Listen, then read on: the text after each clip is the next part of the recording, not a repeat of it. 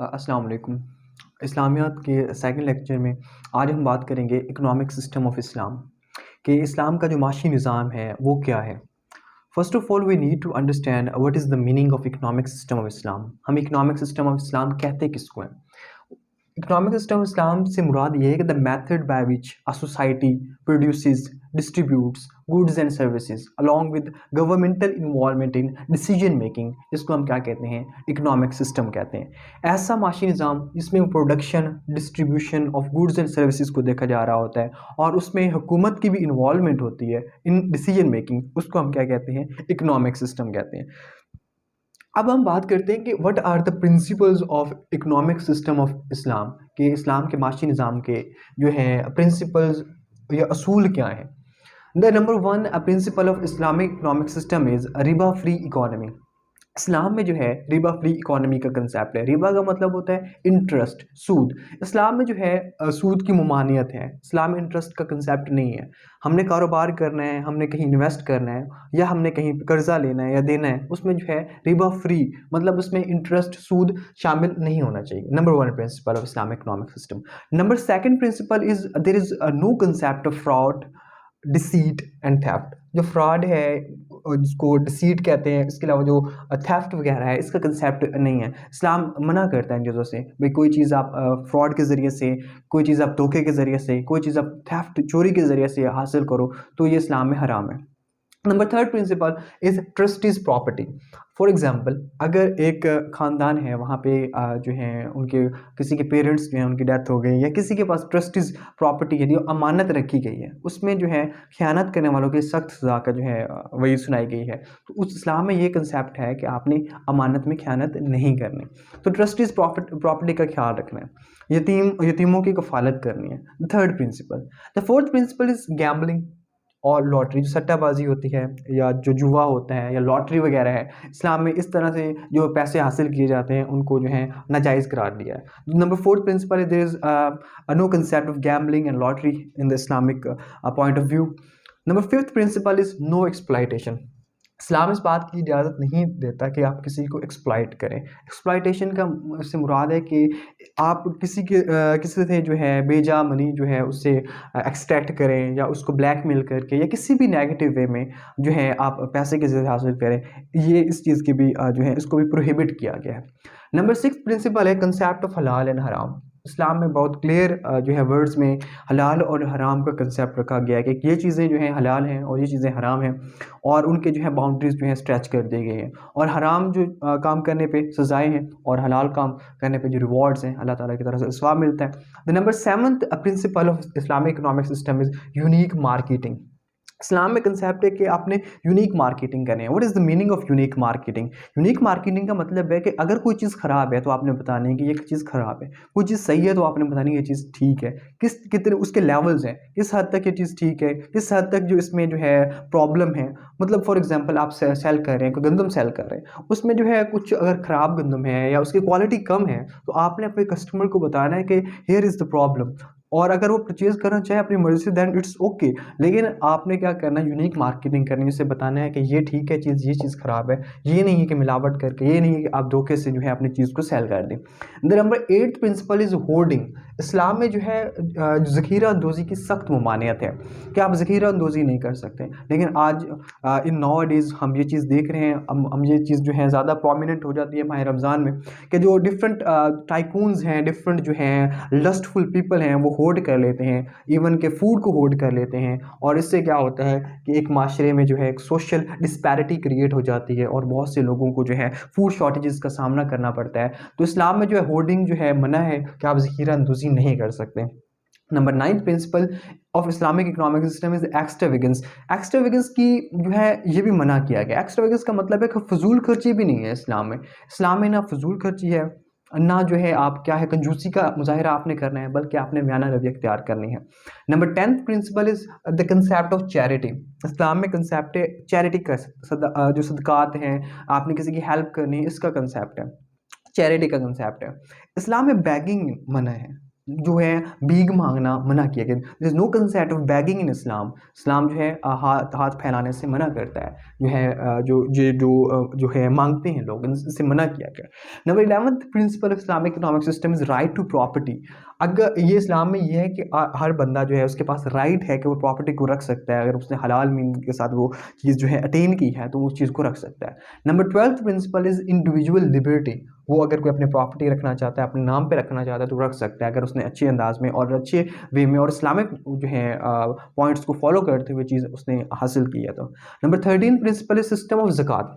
इस्लाम एक बहुत ब्यूटीफुल जो है एक सिस्टम पाया जिसे ज़कात का सिस्टम कहा जाता है। ज़कात जो है हमें पता है कि साहिब निसाब पे जो है फ़र्ज़ है 2.5% है, और जो इससे क्या होता है सर्कुलेशन ऑफ वेल्थ होती है, एकमुलेशन या कंसंट्रेशन ऑफ वेल्थ जो है वो रुक जाती है। मतलब चंद हाथों में जो है वो पैसे नहीं रुकते बल्कि क्या होते रहते हैं, सर्कुलेट होते रहते हैं। This circulation of money prevents the poor from dying from hunger and many other problems. जो है ज़कात जो है उनमें क्राइम से बचाती है। अगर वो कोई भी बंदा जो है क्राइम उस वक्त करता है जब उसके ऊपर कोई न कोई सोशल प्रेशर होता है, तो ज़कात की वजह से जो है लोगों को सोर्स ऑफ इनकम मिलती है। जब लोगों की ज़कात के पैसे पे करते हैं, उससे ये होता है कि उन्हें फील होता है कि उनके जो है पैसे कम हो रहे हैं।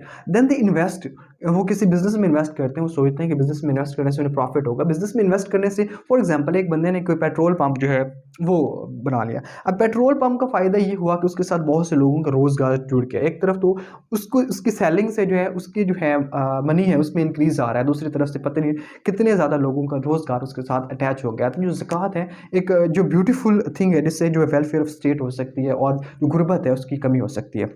Number 14th principle is law of inheritance. इस्लाम में जो है वरासत का हक है। मतलब जो है इस्लाम में क्लियरली बताया गया है कि जो है एक मेल चाइल्ड है तो उसके लिए कितनी है, फीमेल चाइल्ड के लिए कितनी है, वाइफ के लिए जो है इनहेरिटेंस में कितना हिस्सा रखा गया है। तो ये सारा कुछ जो है इस्लाम के प्रिंसिपल्स हैं। So we can recap the principles of economic system of Islam. We can put them on the fingers like this. Number one principle is riba free economy. Number second is there is no concept of fraud, deceit and theft. There is a concept of trustees property के आपने trustees property का ख्याल रखना है। There is no concept of gambling and lottery, जहाँ उनसे जो अगर आप पैसे कोई कमा रहा है तो ये illegal है। No exploitation, concept of halal and haram, unique marketing system is present in Islam. And number 8 is we said that the hoarding is prohibited in Islam. No extravagance. The concept of charity is present in Islam. Right to property is present in Islam. And number 12 we said that the individual liberty and the system of zakat is prominent in Islamic economic system. And number 14th is the law of inheritance is present in the Islamic economic system. अब हम बात कर लेते हैं कि जो special characteristics हैं इस्लाम के इकोनॉमिक सिस्टम के वो कौन कौन सी हैं। स्पेशल कैरेक्टरिस्टिक्स से मुराद है कि ऐसे खसूसियात जो इस्लाम के इकोनॉमिक सिस्टम में तो मौजूद हैं, लेकिन जो बाकी इकोनॉमिक सिस्टम है ना दूसरे मज़ाहिब में मौजूद हैं या कहीं पे मॉडर्न इकोनॉमिक सिस्टम है, वो चीज़ें उस तरह मौजूद नहीं हैं जैसे इस्लाम में मौजूद है। तो सबसे पहले वेल्थ इज़ अ टेस्ट। इस्लाम के अंदर ये कंसेप्ट है कि जो दौलत है एक टेस्ट है इंसान का।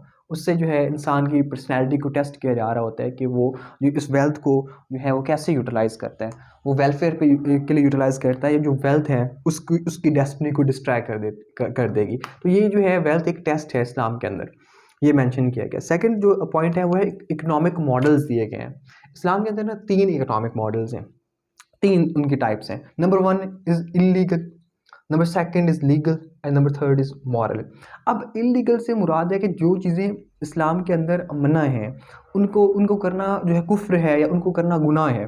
मतलब ये है कि वो बंदा जो कमा रहा है और हलाल और हराम में तमीज़ नहीं कर रहा, so that is illegal in Islam. Number second वो ज़कात नहीं देता, एक साहिब निसाब है उसके पास पैसे हैं वो ज़कात नहीं दे रहा, then that is an illegal act. मतलब जो इस्लाम के अंदर इसको मेंशन किया गया है। जो चैरिटी है, अगर कोई बंदा चैरिटी कर रहा है और इमेज बिल्डिंग के लिए कर रहा है, दिखावे के लिए कर रहा है, ये भी इस्लाम के अंदर पसंद नहीं किया गया, इसको भी मना किया गया और ये भी इलीगल है। और फोर्थ नंबर पे एक्स्ट्रावेगेंस। एक्स्ट्रावेगेंस में फजूल खर्च या स्टिंगीनेस उसके अंदर पड़ जाती है, कंजूसी पड़ जाती है। तो ये सारे एक्शन क्या है, ये सारे एक्ट्स क्या हैं, ये इलीगल है। तो इस्लाम के इकोनॉमिक मॉडल्स में जो पहली टाइप है वो इलीगल है, मतलब हलाल और हराम में तमीज़ ना करना, ज़कात ना देना, चैरिटी करना लेकिन इमेज बिल्डिंग के लिए करना, एक्स्ट्रावेगेंस होना मतलब जो है क्या फजूल खर्च होना, स्टिंगीनेस कंजूसी उसके अंदर होना, तो ये चीज़ें इलीगल हैं। अब जो सेकंड मॉडल है वो लीगल, जिसके ज़रिए जो एक आम मुसलमान जो एक एज अ मुस्लिम होने के नाते हमें उसके मुताबिक जो है अपनी ज़िंदगी गुजारनी चाहिए, उसको कहते हैं legal economic model of Islam. उसमें एक बंदा जो है हलाल और हराम में तमीज़ करता है, वो हलाल चीज़ें करता है और हराम चीज़ों से बचता है। उसका जो लाइफ़स्टाइल है वो मॉडेस्ट वे ऑफ लाइफ़स्टाइल होता है, वो ज़कात देता है, वो फ़िज़ूल खर्ची नहीं करता, वो कंजूसी नहीं करता, वो जो चैरिटी है इमेज बिल्डिंग के लिए नहीं करता। So this is the legal economic model of Islam. जो थर्ड है वो सबसे पाइनिकल है, जो पीक जो एक पर्सनैलिटी के अंदर जो इंसान पीक पे पहुंच सकता है, वो मॉरल इकोनॉमिक मॉडल को फॉलो करते हुए पहुंच सकता है। एक तो उसका कमाने का जो अंदाज होगा वो हलाल होगा, लेकिन दूसरा जो पॉइंट है वो ये है कि अगर उसके पास कोई एक्स्ट्रा वेल्थ है, वो अपनी सारी की सारी जो एक्स्ट्रा उसकी ज़रूरत से ज़्यादा है वो क्या कर देगा, चैरिटी कर देगा, वो डिस्ट्रीब्यूट कर देगा। उसका सादा ज़िंदगी गुजारने का तरीका होगा। मतलब जो कि इसके लिए जो फ़ुकरा कराम है ना, उनको इन मॉरल इकोनॉमिक मॉडल के अंदर उनको मेंशन किया जा सकता है। मतलब जो है कि वो अपनी परवाह नहीं करते, बल्कि लोगों की परवाह जो है वो ज़्यादा करते हैं। तो इसके अलावा ये तीन तीन मॉडल हैं। इसके अलावा अगर थर्ड पॉइंट देखें इस्लामिक स्पेशल कैरेक्टरिस्टिक के अंदर, तो वेलफेयर ऑफ सोसाइटी जो है वो एम होता है। इस्लाम के इकोनॉमिक सिस्टम का एम क्या है कि एक जो है जो है एक समाज है उसकी वेलफेयर हो, एक सोसाइटी उसकी वेलफेयर हो। अब उसमें इस्लाम के अंदर मुख्तलिफ इबादात हैं, मुख्तलिफ जो हैं वर्किंग मेथडोलॉजीज़ हैं। उन तमाम का मकसद क्या है कि वेलफेयर ऑफ सोसाइटी हो, ठीक है, और जिसमें डिस्पैरिटी ना हो, इक्वालिटी हो। नंबर फोर्थ है स्पेशल कैरेक्टरिस्टिक जो इस्लामिक इकोनॉमिक सिस्टम में मौजूद है, वो क्या है, पेनल्टीज़ ऑन वेरियस क्राइम। अगर कोई मतलब जो है कोई मॉरल क्राइम करता है, कोई सोशल क्राइम करता है, कोई पॉलिटिकल क्राइम करता है, कोई इकोनॉमिक क्राइम करता है, तो उस हिसाब से उसके हिसाब के साथ जो है उनके लिए जो है पनिशमेंट्स मेंशन है शरीयत के अंदर। फॉर एग्जांपल कोई मॉरल मतलब कोई क्राइम करता है तो उसकी कर्स ऑफ अल्लाह, अल्लाह की लानत है उसके ऊपर। वो मॉरल क्राइम बहुत तरह के हो सकते हैं। सोशल क्राइम में जैसे कि फॉल्स एलिगेशन है, किसी पे तोहमत लगाना, उसके लिए इस्लाम में मेंशन है 80 लैशेस हैं, मतलब 80 कोड़े मारे जाते हैं। जो क्या करता है, सोशल फॉल्स एलिगेशन लगाता है, तोहमत किसी पे लगाता है, ये सोशल क्राइम है। अगर पॉलिटिकल क्राइम में देखें तो किलिंग, किसी को मार देना, कोई मार देता है उसका जो है क्या है, फिर किसास है, रिवेंज है, मतलब आंख के बदले आंख जो है, हाथ के बदले हाथ। तो ये कंसेप्ट मौजूद है। इकोनॉमिक देखें तो वॉर विद अल्लाह, कोई सूद अगर खाता है तो उसकी क्या है, अल्लाह के साथ लड़ाई है, जंग है उसके साथ। तो नाउज़ तो ये सूरत अल बकरा 279 के अंदर ये मेंशन है। तो ये चार चीज़ें हमें नज़र आ रही हैं कि चार तरह के, हर तरह के गुनाह के ऊपर डिफरेंट तरह की पनिशमेंट्स हैं, पेनल्टीज़ मौजूद हैं इस्लाम के अंदर। अगर हम इसकी बात करें, फिफ्थ जो इंपॉर्टेंट स्पेशल करैक्टर है इस्लाम के इकोनॉमिक सिस्टम का है, वो है डिस्ट्रीब्यूशन चैनल्स। कि एक बंदे के पास पैसे हैं या किसी कोई वेल्थ फुल लोग हैं तो कैसे डिस्ट्रीब्यूट करेंगे, या कौन कौन सी डिस्ट्रीब्यूशन चैनल है। कुछ जो हैं चीज़ें वो कंपलसरी हैं, जैसे कि ज़कात है, वो साहिब निसाब के ऊपर जो है वो क्या है, फ़र्ज़ है। जो टैक्सेस होते हैं और इस तरह के मुख्तलिफ जो है कंसेप्ट मौजूद हैं, ज़कात का कंसेप्ट है, इनहेरिटेंस का कंसेप्ट है, वो चैरिटी है, तो डिस्ट्रीब्यूशन चैनल जो है वो वेरी करते हैं।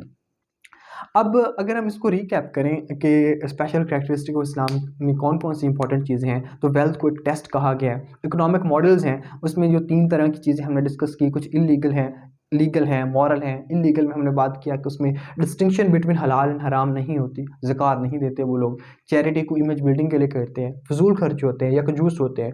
लीगल में हमने बात किया जिसके तहत हमें ज़िंदगी गुजारनी चाहिए, वो हलाल मीन के ज़रिए वो कमाते हैं, मॉडेस्ट वे ऑफ लाइफ होता है, ज़कात देते हैं, कंजूसी नहीं करते, फजूल खर्ची नहीं करते।